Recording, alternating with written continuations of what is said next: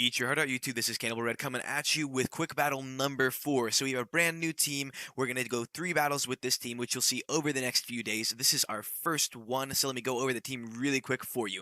In the first lot, we have a Choice Scarf Chandelier. It's really basic. In the next one, we have our Miltank. Now, Miltank is max special defense, max defense, so he's really just going to be our wall with some Toxic and Milk Drink and Body Slam. We are running a Scrappy or a Scrafty, whatever it's called, ability Miltank, which means we can hit ghost types, which is a good thing for us. I chose that over Thick Fat. In the next slot, we have our Mega Aerodactyl, which I'm really excited to use because he's got ridiculous amounts of speed, so he's just going to be a quick physical attacker. In the next slot, the Puku Muku is how I think you say it. Now, this guy has a really cool ability called Insides Out, which means however much damage he takes on the turn that kills him, he deals back to the opponent that killed him. So really, really cool ability. He's just sitting here, max defense, max special defense with counter and recover and things like that. So just another staller. Next lot, we have Delmise, who is the Ghost Grass type anchor, who I'm really, really excited about, rocking max defense, max attack. And in the final slot, we have Bruxish, who is max attack, max speed, I believe, and I'm really, really excited about him. Now, on our opponent's side of the field, the only things I'm really afraid are the Kartana, which is that paper flying thing over there, Mega Pincer, and then that Talon Flame that I see over there. So let's go ahead and get into the battle. I decide I'm going to lead with Miltank as he leads with the Azumarill. Now, I'm not sure if this is going to be a Belly Drum Azumarill like I usually run, so I just go for the Body Slam, hoping for a para, which would be nice if he was, and we do see the Belly Drum. He gets it off, which is really, really not good for us. So on this next turn, he goes for the Aqua Jet, which is not going to take us out, meaning we get a second Belly Drum off, and Miltank gets to stay alive and take down that +6 Azumarill on turn 2. So that is why you don't set up early game, because your biggest mon is going to go down because your opponent still has all the checks to it. You save those things for last. Now in comes Pinsir, as I just decide I'm going to go ahead and just let Miltank sit in here and go for the Protect to kind of scout out what he's going to do, hoping it isn't Sword Stance on this turn. Now he goes for the return, and which means I'm going to get Leftovers Recovery, and on the next turn I feel pretty good, so I'm just going to go ahead and leave Miltank in as he goes for a Sword Stance, and I'm going to get a Body Slam off. Now look at this, he got greedy, went for the Sword Stance, and my Body Slam gets the para, which is huge because Miltank is totally outspeeding this guy now. So even though he's at +2, we get another Body Slam off because of the para, and he gets fully paralyzed. So Miltank taking out a Mega Pinsir is pretty much what's going on right now. It's really, really cool. I haven't switched out Pokemon, and we've basically just Body Slammed the crap out of his team.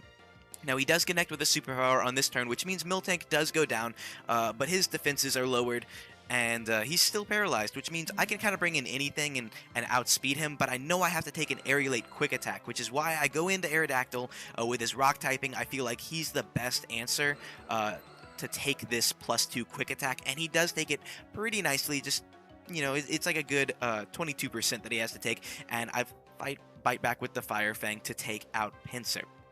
Now, this is an interesting play on my opponent's side because he actually brings in Kartana right here, who's Grass Steel type, which means my Fire Fang is quad effective. I don't miss it, get the hit, and that thing goes down to its Focus Sash. Unfortunately for me, though, we're going to have to take that Smart Strike, which is a Steel type move that was just introduced in this generation. So Aerodactyl does go down, which is sad, but at the same time, we got a really good hit off on this thing. Now, in comes Pyukumuku, who I know is going to have to take a hit, but will deal damage back in the amount that he took as long as he dies. So we take our full HP, he takes 1 HP because it's all he had left, but that's definitely a shame we had to sack him off, but at the same time I didn't want to lose another mon to that thing. So in comes Talonflame on the empty field as I switch in Bruxish, predicting that, which is a really good play for me.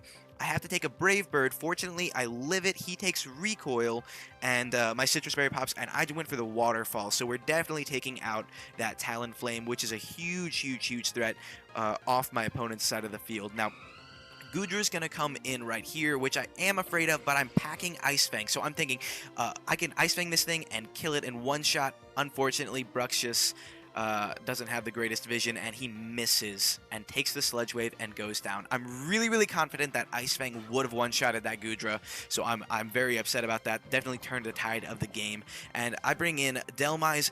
Yes, I saw that he had the Sludge Wave, so I was expecting to have to sack this guy off, but he actually went for the Draco, and that means I get an Anchor Shot off, doing a really good amount of damage to him, but we're definitely going to go down on the next turn to basically whatever he does. But let's remember, the Goodra is sitting at -2 after the Draco Meteor, which is good for the rest of our team.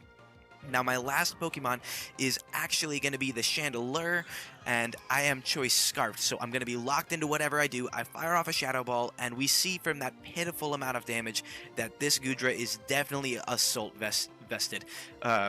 So we dodge the Draco Meteor, which is great, meaning we can get another Shadow Ball off, but we're definitely going to have to take a hit right here. And the -2 Draco only brings us down to 50%, so we're still okay. We're living large, and we can take out the Goodra. Unfortunately, my opponent's last Pokemon is the Tapu Lele, and the only way I can kill this thing is with a critical hit. If I don't get the crit, he's not going to go down. So he comes in. We're going to outspeed because of our Choice Scarf. Fire off the Shadow Ball, and he lives it on 17%, fires off the Z move, and takes out our Chandelure, winning the game. So unfortunately, we did take a loss in our first battle we had with this team, but it was really, really close, and I think we played fairly well. Our Miltank definitely put in the finest of work. I think opponents don't really know what to do against such a low-tier mod like that, you can really end up doing a lot of good things, like taking out a Azumarill and bringing a Pinsir down to revenge kill range. So now, had our Chandelure at the end of this game been Choice Specs instead, we might have had a chance. I'm not sure. We definitely would have done enough damage to kill Tapu Lele, but the only problem is we might not have had the speed to outspeed him. So honestly, there probably wasn't a way for us to win this game with our last mod being Chandelure, no matter what item he was holding. But it was a really, really good one. Thank you to my opponent, Jolts, and I hope you guys enjoyed watching it. We have 2 more battles with this team, so we'll see. Hopefully, they can kind of come back and give us some good wins. That would be awesome, because I want to show off some destruction. But thank you guys for watching. I hope you enjoyed it. Eat your heart out, YouTube. I'll catch you next time.